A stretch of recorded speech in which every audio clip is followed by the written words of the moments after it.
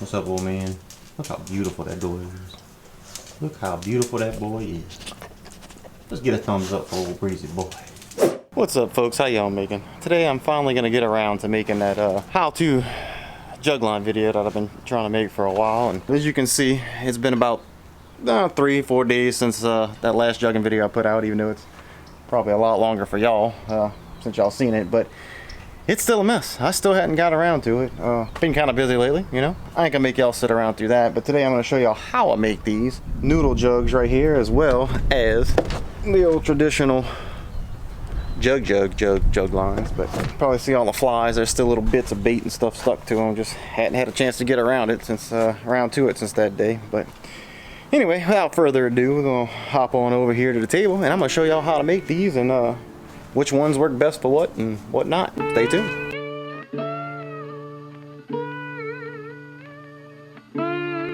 Alright, well, I'm gonna try not to make this too daggone boring, but anyway, there's two ways you can make jugs traditionally. There's obviously the traditional way with any kind of jug. Any jug will do. You can use a 2-liter bottle. This here was a car wash liquid bottle. Just make sure you rinse it out. You cannot use oil or gasoline type bottles. At least that's the law here. I'm sure that's anywhere else. And you don't want to use that anyway, just for environmental reasons, really. And then the other way, the newer way, I'm sure most of you probably seen these before. You've definitely seen them if you watched any of my videos. Is these noodle and PVC jugs. It's got a little weight in there, but I'll explain that in a little bit. But first, we'll get to these jugs right here. This is the cheapest way and the easiest way to do, you know, to go jug lining, because it's basically just using a piece of trash. Any old piece of trash will do. Anything that'll float, like I said, 2-liter bottle, jug, whatever. And all I did was, you get a jug, check with your state, because you might have to have a certain color for your jug. Some states have one color for recreational and one color for commercial, but you definitely want to make sure you're using a jug that people can see, so you don't get run over by a boat, and so you can find them, you know. See, all I did was I painted it, the inside of it red, and put a big orange piece of tape on there. I like to put the orange tape on there just so it help identifies mine from other people, so they can't say, oh, I thought it was mine.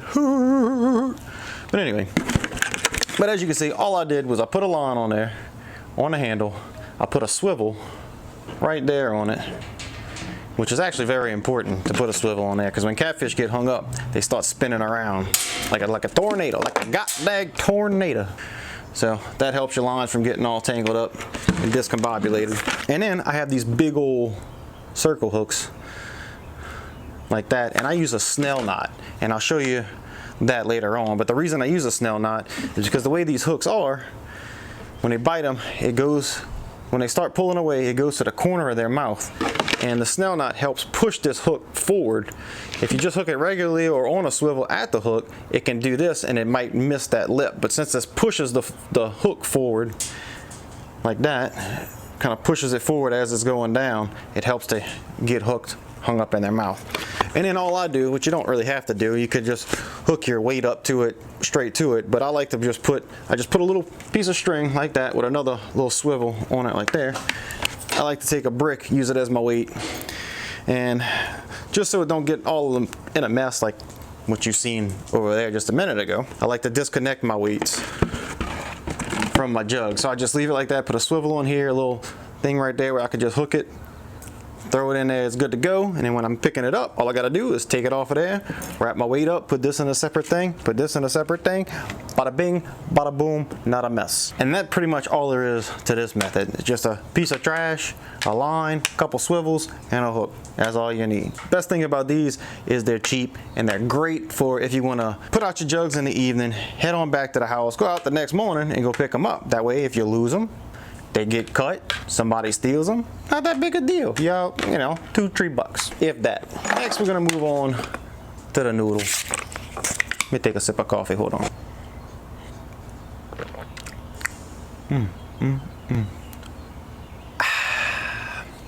Now the noodle jug, a little bit more complicated, a lot more expensive, but these are really good if you wanna stay out there and jug. You throw them out, you kick back, eat yourself a sandwich, and just sit back and watch. Because the way these things work is they sit and they float just like this.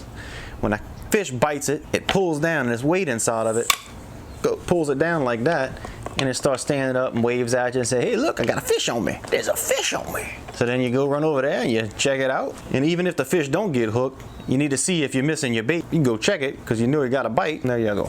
Let's get down how to make these things. So the first thing you do is you take your length of PVC, a 10-foot piece. You can make 5 of them because you're just going to cut them down to 2 feet. All you need pretty much any kind of saw, or they got some plier thingies that you can cut them in. But anyway, I use a saw.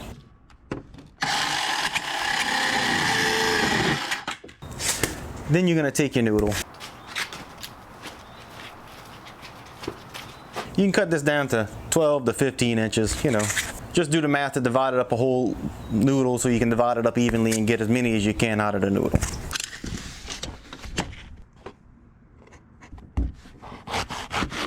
Then you can just take your PVC, shove it right through that noodle. You also want to make sure you get the right size noodle because this is the 1/2-inch PVC, but some of these noodles have a bigger hole in it and it'll just slide and slide right off. So you want to make sure that, I think I cut this thing too long. That looks better. Now you can set this to the side. You need to get you a piece of rebarb. Make sure the rebarb you get fits nice and easy like into your PVC. And then you got to cut this down. You can either use a hacksaw, a chop saw, a grinder with a cutting blade, you know, whatever you got around. I prefer the karate chop method. And then there you go. Just about a 2-inch piece is all you really need. Just enough to add a little weight to that thing, let it go on slide through. And then you're gonna need your 2, why is it not finding my face? There we go. Then you're gonna get your 2 PVC caps, one for either end of your PVC. And you're gonna drill a hole just in one because you're gonna wanna get these little eye bolt right here. Don't get the one with the screw top. Make sure you get the one with the nut, because after pulling in and out, jerking with the catfish and slinging them out and everything, eventually it's gonna work loose and fall out. So you want that nut on the other end to hold to stop it from going out. And then you're gonna wanna drill a hole into your PVC cap, but only one. Just one side, like so. And you wanna make sure the hole is pretty snug, the same size or slightly smaller than your eye bolt, because I like to do it slightly smaller so I can actually thread it through, and with the nut just helps lock it in there just a little bit better. Just do like that.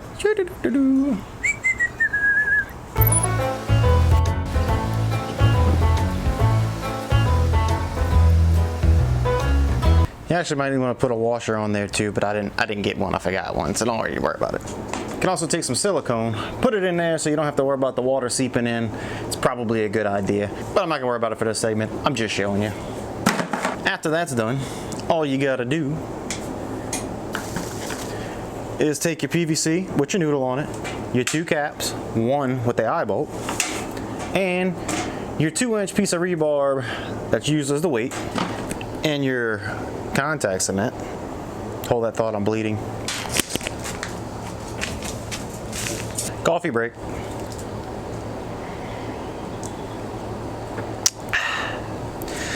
And all you gotta do is take one cap, open up your PVC glue. Ugh. Just a little dab will do you. Shove that cap right on there and it'll dry super fast. Now don't do what I've done in the past and stick your other cap on there before remembering to put your weight in, because that sucks. You'll either have to just cut the cap off and go get another cap and do it, or just have one without a weight, which I actually have a few without a weight. And you do the same to the other side with the one with the eye bolt. Double check your weights in there. Slide that right on there, and whammo, you got yourself a noodle jug. You want to slide the noodle up to the opposite side of your eye bolt, because this is the side you're going to have your hook and your weight on. When you go to load them, make sure the weight is all the way up to the top. You rest it on the wall and it's just going to sit like that. When a fish comes over there and jerks on it like that, that weight's going to go to the bottom and make it stand straight up, like so. And there you have it, folks, a noodle jug. All right, now I'm gonna show y'all how to make that snell knot real quick on these big old ginormous hooks. Put this GoPro right here so I can show you what I see when I'm tying it. One moment, technical difficulties. There we go. All right, all you're gonna do is make sure you go in Let's switch sides, hold on. You take your line and you go through this part. Make sure you're going from the point hook side down this way. That's gonna make sure this pulls up and makes that hook wanna go this way. And you're gonna make a ginormous loop like that. Give yourself a lot of extra slack.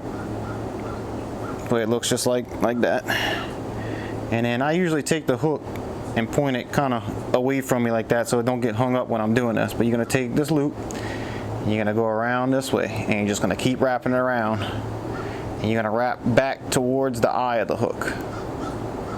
Like that. Sorry about the band-aid, y'all, I cut myself. And you just wanna keep wrapping it about, I don't know, 13, 14 times.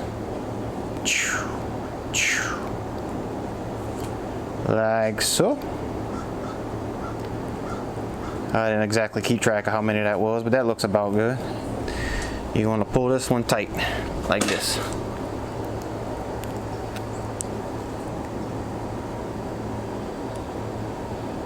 There you go. Well, I did that wrong.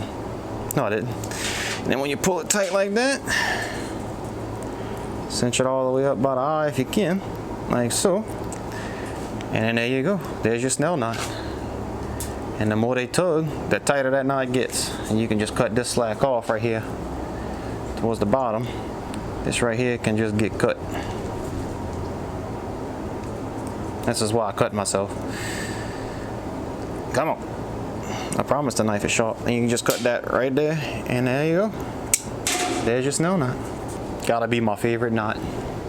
Alright folks, well there you go. Hope you enjoyed this do-it-yourself video. I hope that wasn't too painful. I try to make it pretty quick and educational. If you want to see any more how-to videos in the future, just let me know. That's what the comment section is for. If you thought it sucked, tell me how I can improve it. I want to make these videos more interesting for you guys. So, yeah. So anyway, guys, thank you so much for watching. Don't forget to hit that subscribe button. And if you want to be notified of my uploads when I upload, just put your cursor over that notification bell and click.